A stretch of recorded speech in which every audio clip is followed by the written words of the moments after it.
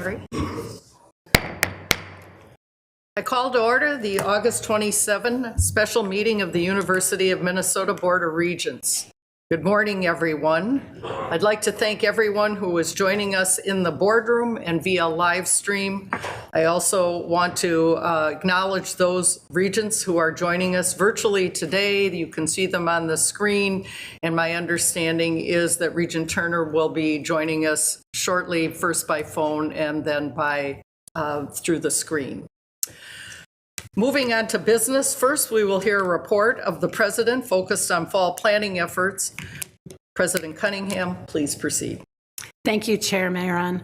I'm now 8 weeks into my presidency, and I'm pleased to report that I have visited all of our greater Minnesota campuses, where I've had an opportunity to witness firsthand the extraordinary success of our students, faculty, and staff are generating across our state, nation, and world. I've also been able to engage in a number of exciting opportunities across the state, including Farm Fest, and tomorrow I'm very excited to head over to the State Fair. Throughout my recent travels, I'm so grateful for the warm welcome that communities across the state have shown me, and I'm consistently reminded of the tremendous impact this university has on the people in the neighborhoods in which they live. As president, I'm thrilled to help build on our positive momentum, especially as we embark on what will be an exciting fall semester. I want to take this opportunity today to update the board and our broader university community on the plans we're developing to ensure a safe and welcoming environment for everyone this fall. First and foremost, I want to be really clear. We want our students, faculty, and staff to use their voices to help make the world a better place. The University of Minnesota has a rich history of engagement and activism in ways that are consistent with our policies and our laws. We remain firmly committed to academic freedom and to freedom of expression so that members of our university community are able to engage in respectful and robust conversations about the important issues impacting the world around us. Second, we have a responsibility to ensure that all members of our university community are safe and feel safe so they can continue their important work without fear or intimidation. With freedom of expression comes the accompanying responsibility to refrain from interfering with or impeding upon the rights of others to speak, study, teach, work, and learn, which is why we're all here. And lastly, as a university, we must be transparent so that our policies and the consequences for violating those policies are very clear.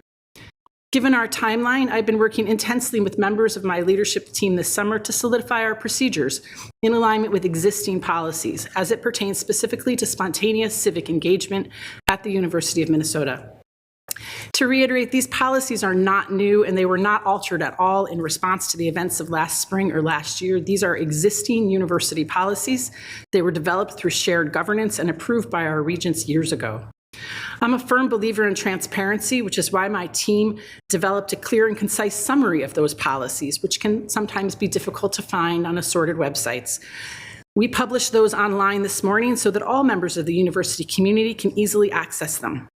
We've also been having healthy and productive conversations about our policies and how we will enforce them with students, faculty, and staff, including using focus groups of faculty senators, chairs of staff consultative committees, and leaders of recognized student governance associations, and I'm grateful for their input, even though it's been just in short weeks. Their feedback has been absolutely critical, and the engagement of our university community throughout this collaborative process will play a key role in all of our success this semester. I will not delve into all the details this morning, but I can assure you that our framework is designed to support protests and free expression of ideas that align with university policies and local laws.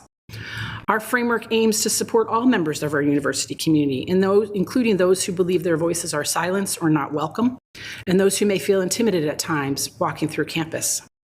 Our framework also includes planned responses for when protests veer beyond university policies and move from civic engagement into civil disobedience.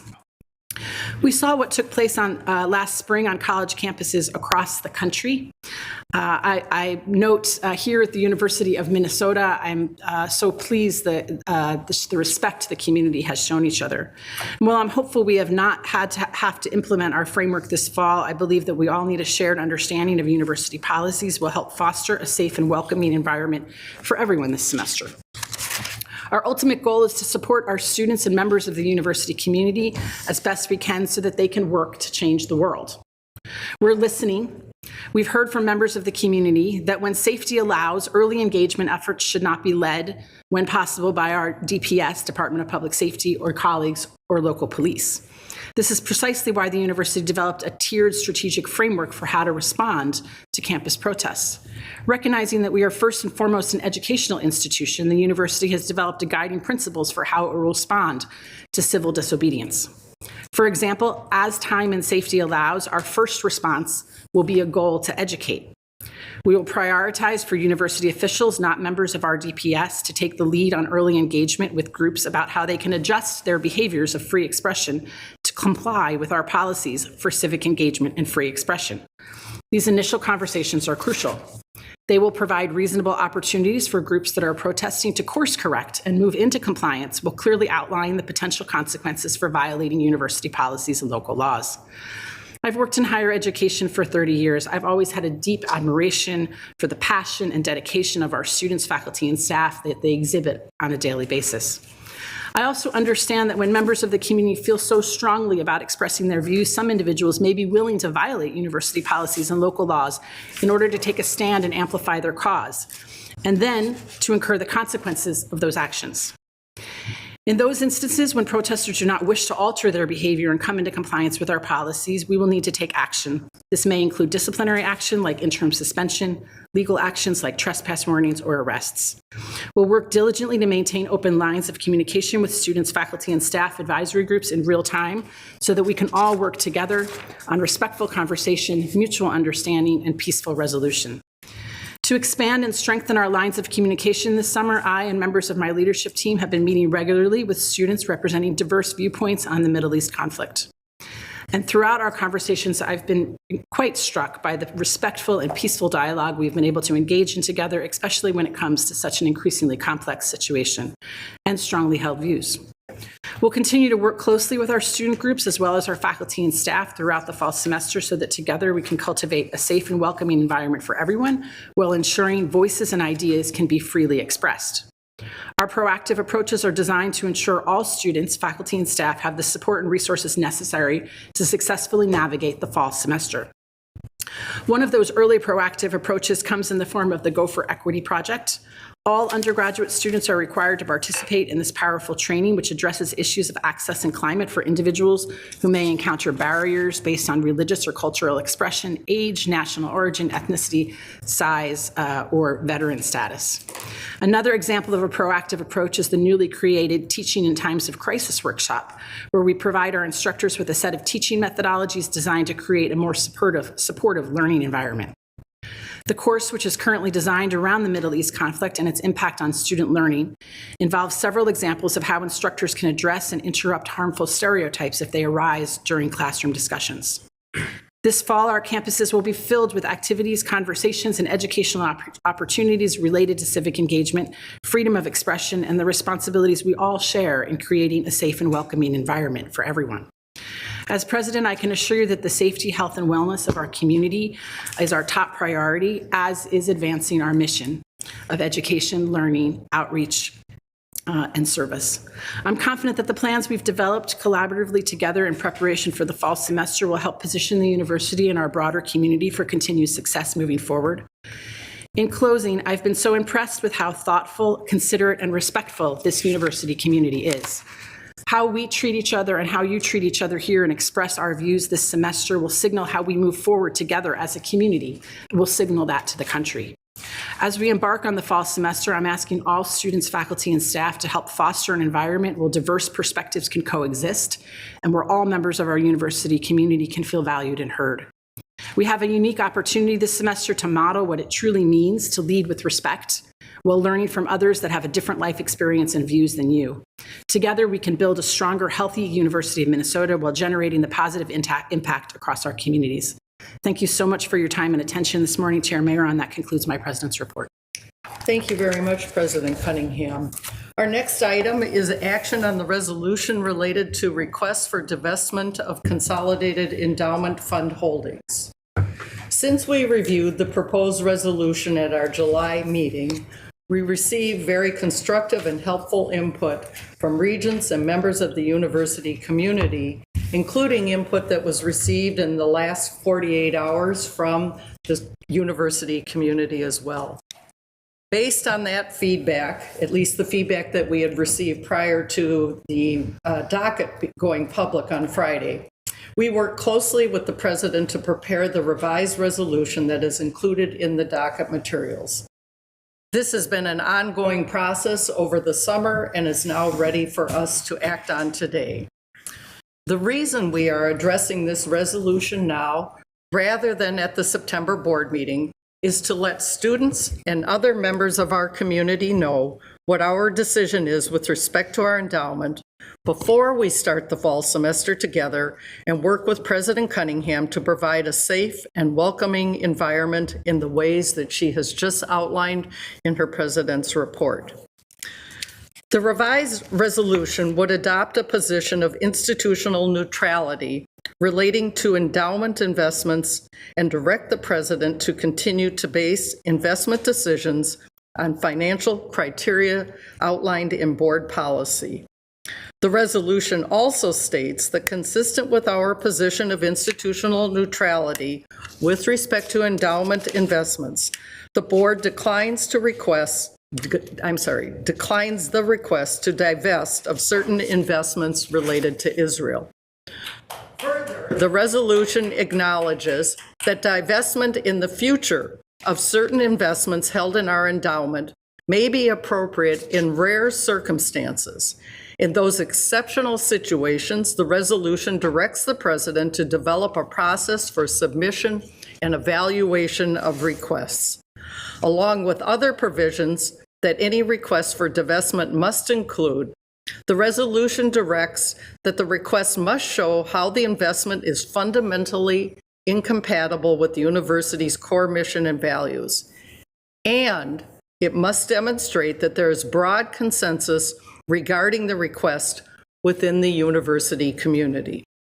The resolution also provides that if the new process requires amendments to board policy, those amendments will return to the board following our standard process. I'm confident that the president, working with our university community, will create a thoughtful process to evaluate future requests for divestment in alignment with the provisions included in the resolution. I also want to make clear that this resolution does not negate any prior board or administrative actions pertaining to divestments, and that the resolution comports with the integration of our environmental, social, and governance principles as defined by the president in alignment with Board of Regents policy endowment fund. And finally, I want to make it very clear what this resolution does not address. It does not address the right and ability of anybody in our university community to express their views in a variety of ways, including protests. We received a number of communications that suggested that this resolution would somehow prohibit that. That is not the case. As outlined by President Cunningham, you can see we are anticipating that there will be dialogue, there will be protests.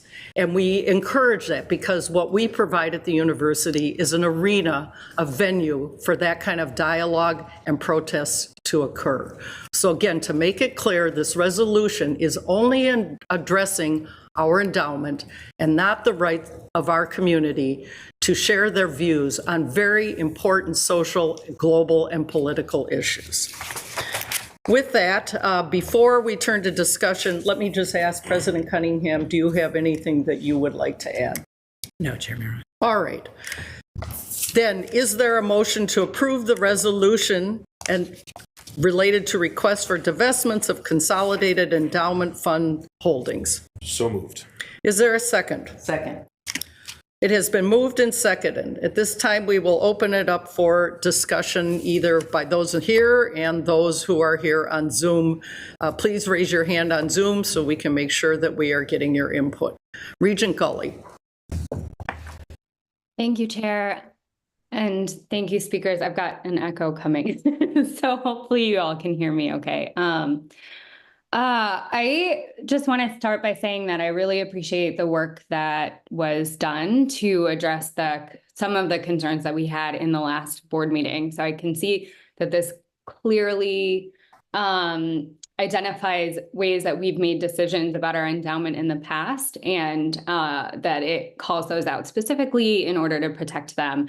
That being said, I still really feel challenged by using the word neutrality in this way, because to be neutral is to not do any of these other things. So it kind of makes my brain spin to try to figure out how we're neutral and how we have other positions that are not neutral. I would like to propose, and forgive me if I'm out of if I'm not doing this the right way by Robert's rules. So I just came back from a long trip, so I'm a little bit tired. But I would like to propose an alternate version of this amendment that I think gets at the same thing, but doesn't create the same sort of cognitive dissonance with the word neutrality. Would it be okay to read I'll go ahead and read the other version of the amendment that I'd like to propose, and then open it up and see if people have thoughts, if that's okay.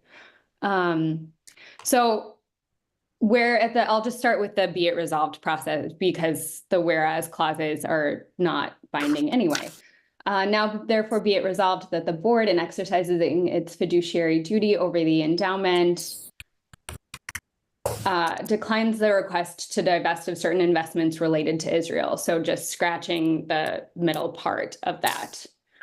And then jumping down to request for divestment must demonstrate that there is broad, instead of consensus, I'd like to say support. And the reason is that consensus is consensus. It's a very specific thing. It means that everyone agrees and that everyone has come to the same conclusion. And consensus feels like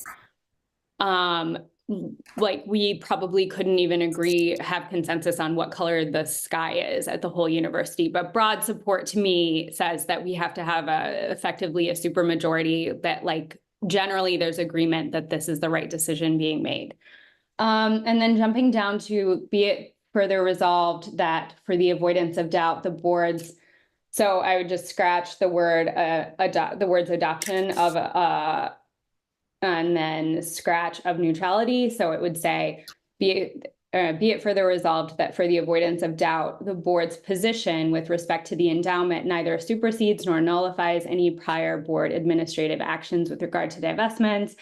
And then skipping down to be it further resolved, it would say, be it further resolved that for the avoidance of doubt, the board's position with respect to the endowment shall be consistent with the integration of environmental, social, and governance principles as required by the Board of Regents policy.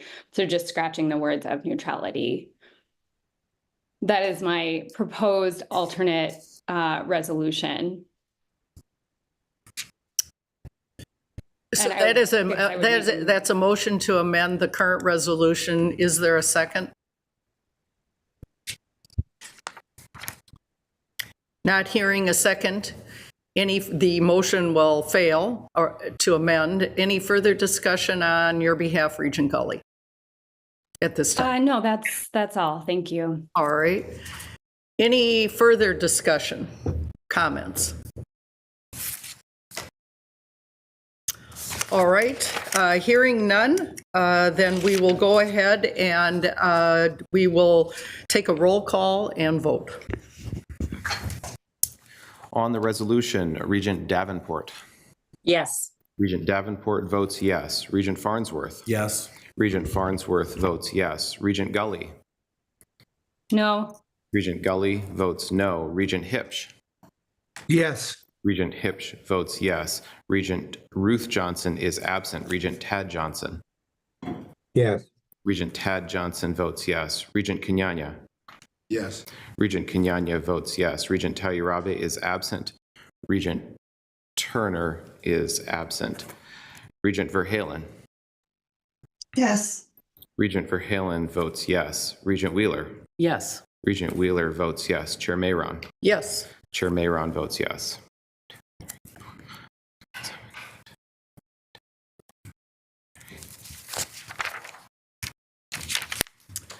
The motion is approved. The vote is 8 in favor, 1 stating no, and 3 who are absent. The motion passes. With that, that concludes today's business. Thank you very much, everyone. Have a good day.